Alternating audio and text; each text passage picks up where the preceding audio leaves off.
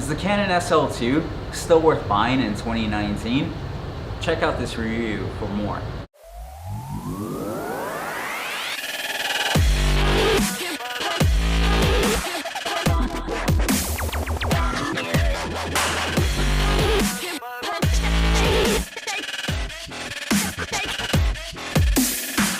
Hi all, my name is Augie Rodriguez. I'm the founder of AR Films, and today we're going to be reviewing this camera, the SL2, SL200, and other markets outside of the US. So, today what we're going to be talking about with this review is all the good specs that I like about this camera, and just a few of the negative specs.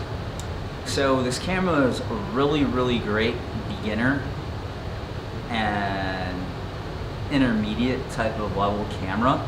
I say beginner and intermediate loosely just because it's definitely geared towards beginners, being that it's part of the Rebel series. So it has a ASP7 sensor processor, and that gives it really good image quality, some good dynamic range. You're able to get some bokeh in the back, some blur. You're looking at 21 megapixels when it comes to your image quality for both stills and video. You're able to shoot in 24, 30 frames, and 60 frames. You're able to shoot time lapses as well. What I do love about this camera is that it has a variable screen, as you can see. So I'm looking at myself right now, and as you can see on the camera, I am vlogging. So it's great for folks, especially if you're vlogging. So definitely one awesome thing about it, you know. So that was a huge selling point for me, the variable screen, as you can see, because you're able to get low shots, you're able to get higher shots if you want, you know. So that's definitely a great plus about it.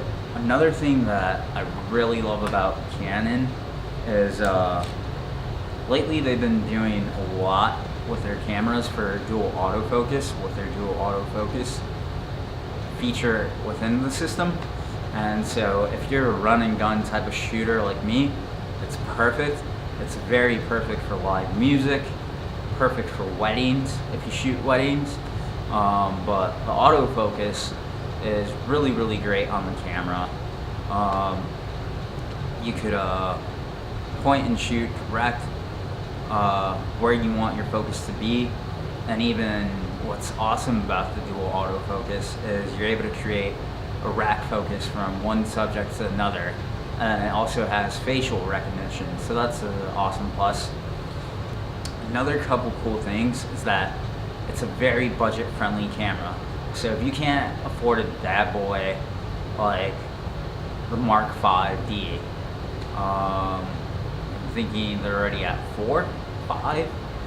It's just so hard to keep up with camera technology these days. But this is great if you're wanting to start off. So pretty much this came with a kit lens with the camera. So roughly ballpark price, you're looking at about $550 to $650, depending on when you're viewing this, what the market's selling it for. But it's a really good budget model camera. The time-lapse feature. So years ago, when I had a 7D, the thing is you needed a remote for the intervalometer.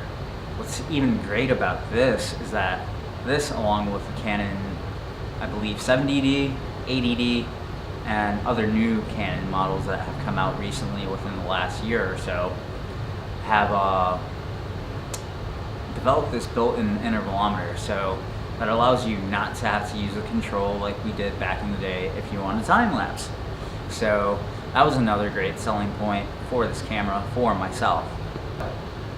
What I do love about this camera is that to date, from what I know, it's the smallest Canon body, and if you put a Panasonic GH4 next to it, quick comparison, you see, bodies are pretty close, pretty even. you know, very, very small. I mean, even this guy, I'm like having to hold it like this, you know? But this is Canon's DSLR. So compare that to the GH4, which is a mirrorless. That's pretty awesome. So it's very lightweight. If you're a handheld shooter, this is perfect for those run and gun shots. And you can put it on a Steadicam or a gimbal, whatever you have available to you. But you're definitely gonna get really good steady shots with this. With that being said, it also has an audio jack, something that the 70D and the 80D and any other higher end cameras within the Canon family does have. A few of the downsides to the SL2, it only has 9 autofocus points within its dual autofocus system. So there's not much leeway that you could work with your image, but you still will get great image qualities. So that's a downside on it. Mind you also, this is a beginner / intermediate camera, so if this is like your first time wanting to use this camera, perfect thing. It gives you an idea of how to use the focus system. Another thing that I've seen a lot of vloggers and a lot of other cinematographers just talking about this is that it doesn't shoot 4K. 4K is great, don't get me wrong, but if you have a personal editing workflow system that doesn't have enough storage,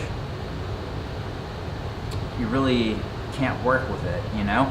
So that's the thing that does suck, but hey, you're able to still get 1080 video. Another downside,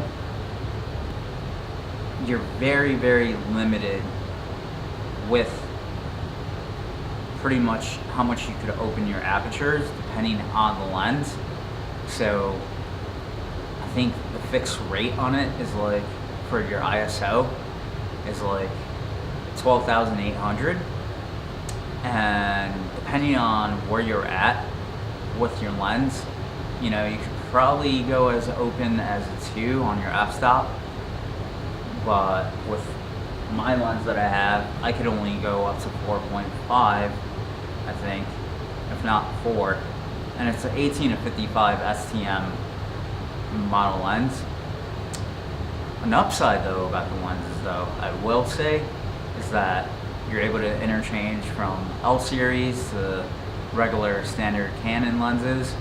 You wouldn't need to use an adapter if you're going to use either Nikkor or not Tamron, but other lenses that aren't necessarily associated with the mount on the camera. There isn't too many downsides to the camera, but I would say overall, for a beginner camera, it's a pretty great camera. So check out some of the footage here that I've shot over the last year, messing around with it, getting a feel for it, and seeing how intuitive it is. So check it out.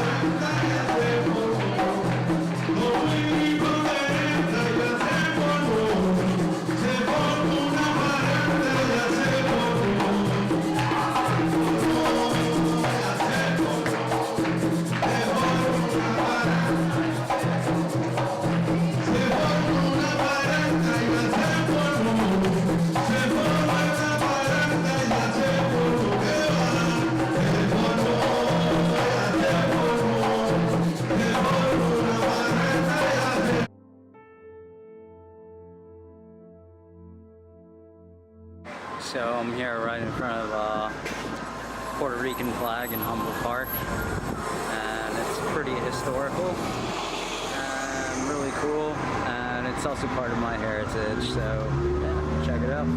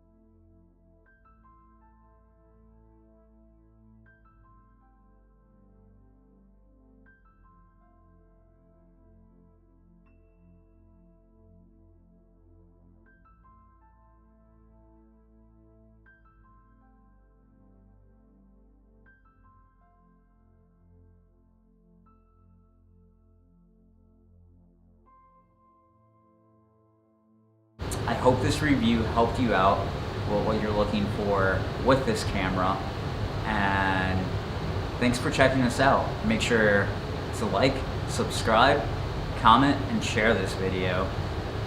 I look forward to seeing you the next time around. Until next time, this is Augie Rodriguez signing out, saying later y'all. Peace.